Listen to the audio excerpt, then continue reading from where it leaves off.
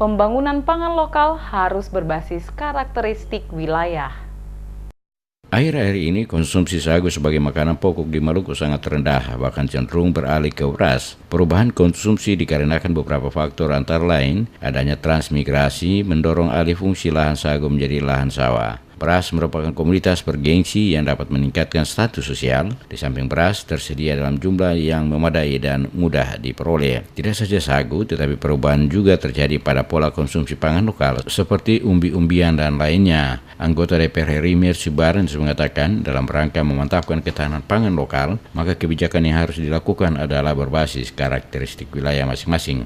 Hal ini dimaksudkan untuk mengantisipasi kekurangan stok beras akibat pengaruh iklim dan cuaca yang mengganggu pendistribusian penyaluran. Politisi PDI Perjuangan asal Maluku ini menekankan untuk mengembalikan budaya mengkonsumsi pangan lokal, maka strategi yang harus ditempuh dalam upaya pengembangan sagu dan umbi-umbian sebagai komponen ketahanan pangan lokal di Maluku perlu dilakukan mulai dari hulu ke hilir, baik aspek teknis maupun manajemen melalui pengembangan agribisnis sagu yang berdaya saing, berkerakyatan, berkelanjutan, dan terdesentralisasi. Bareng juga meminta pemerintah daerah mempertimbangkan pemberian izin usaha yang berdampak merugikan masyarakat untuk jangka panjang, antara lain pemberian izin perkebunan kelapa sawit.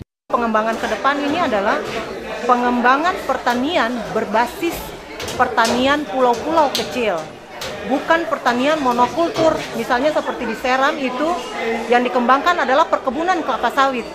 Tanah ratusan hektar itu habis untuk perkebunan kelapa sawit. Perkebunan kelapa sawit itu sekali dipakai untuk kelapa sawit, begitu tidak lagi dipakai 30 tahun yang akan datang, tanah itu nggak bisa dipakai lagi karena udah berminyak. Udah nggak bisa lagi dia menjadi tanah yang subur. Masyarakat tidak bisa lagi bercocok tanam. Seperti diketahui, sagu merupakan salah satu sumber pangan tradisional potensial yang dapat dikembangkan dalam diversifikasi pangan, mendukung ketahanan pangan lokal dan nasional. Bahkan pangan tradisional ini memiliki nilai gizi tidak kalah dengan sumber pangan lainnya seperti beras, jagung, ubi kayu, dan kentang.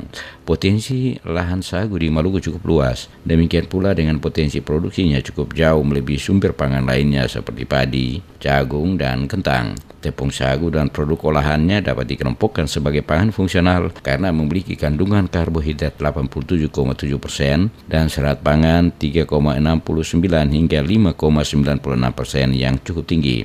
Indeks glikemik 28% lebih rendah dan mengandung pati resisten, polisakarida bukan pati, dan karbohidrat rantai pendek yang sangat berguna bagi kesehatan. Saat ini patut diakui pola konsumsi pangan rumah tangga umumnya masih didominasi oleh beras. Sagu di Maluku merupakan makanan pokok menyusul ubi kayu, jagung, ubi jalar, dan ubi-ubian lainnya. Sejak dahulu sejarah turun-temurun, masyarakat desa terbiasa memanfaatkan sumber-sumber pangan yang beragam itu sebagai basis pemenuhan kebutuhan pangan pokok sehari-hari maupun sebagai makanan kecil.